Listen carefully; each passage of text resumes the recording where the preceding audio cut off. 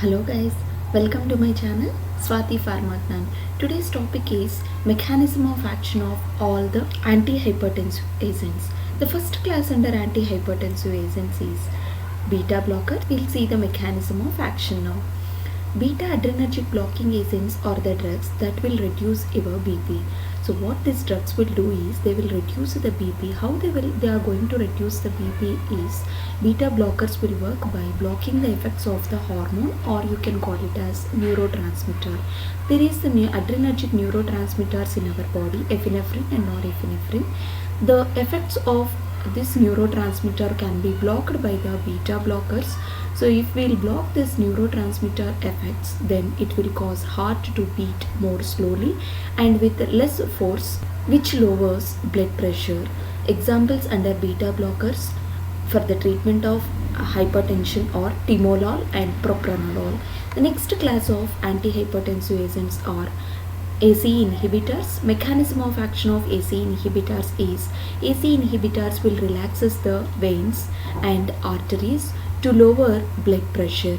ACE inhibitors will prevent an enzyme. What is the enzyme? Angiotensin converting enzyme. This enzyme in the body, what it will do is it will convert the angiotensin 1 to angiotensin 2 in the body, and it will block the production of angiotensin 2.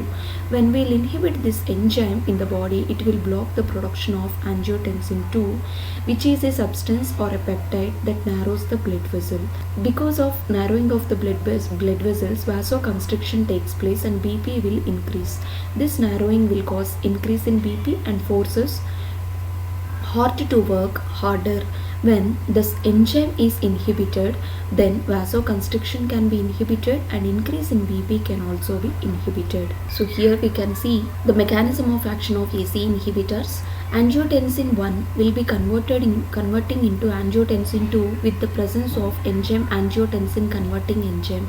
When we will inhibit this angiotensin converting enzyme, angiotensin 2 will not form, so that vasoconstriction can be, or narrowing of the blood vessels can be avoided.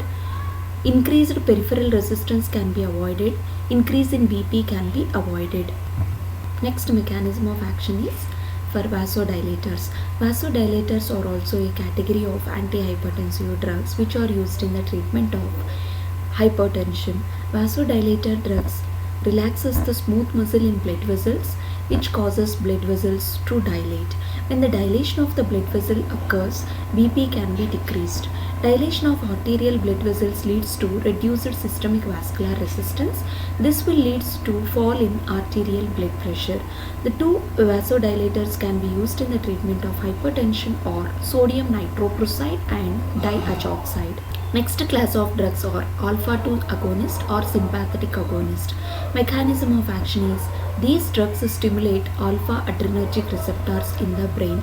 The receptors which are present in the brain can be stimulated by these alpha-2 agonist drugs. This action results in reduced sympathetic outflow from the central nervous system, and it will also decrease peripheral resistance, renal vascular resistance, heart rate will be reduced, and blood pressure can be reduced.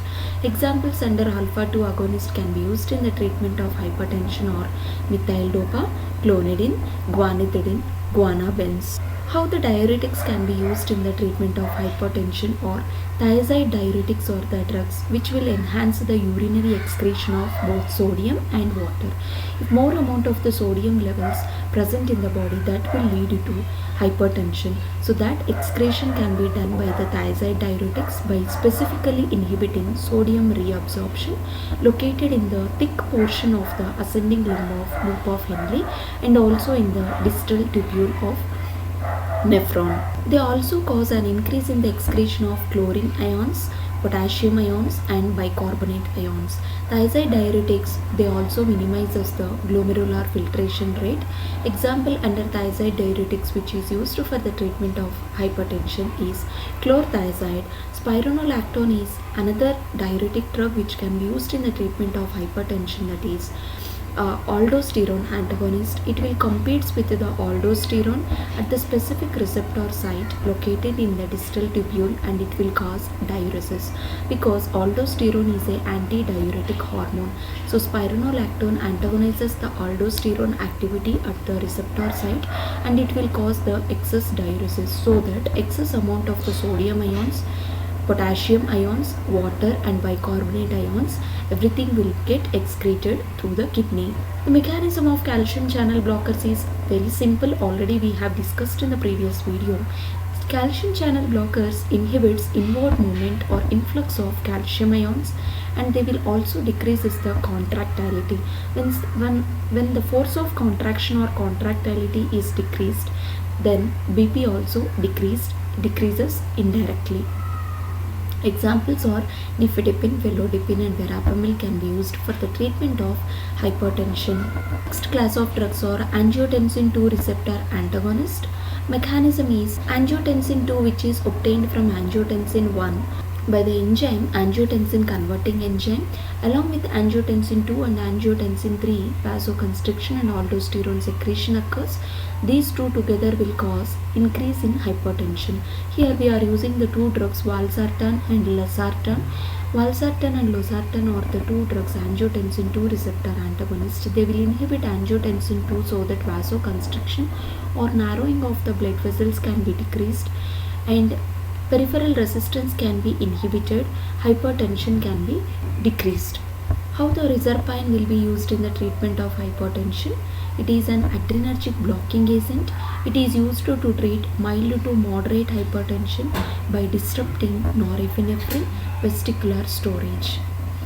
Here, in the in the storage vesicles near the synapse, norepinephrine and epinephrine neurotransmitters will be stored. That will get disrupted by this adrenergic blocking agent, that is reserpine. When this norepinephrine and epinephrine which are stored in the vesicles has been destroyed or disrupted, then the effects of norepinephrine and epinephrine can also be decreased. The antihypertensive action of reserpine is a result by depleting catecholamines from peripheral sympathetic nerve endings. How the minoxidil will be used in the treatment of hypertension? The antihypertensive activity of minoxidil is by opening ATP sensitive potassium channels in vascular smooth muscle, and because of opening of the potassium channels in vascular smooth muscles, it will cause relaxation, it will cause influx of the potassium, and that will cause vasodilation.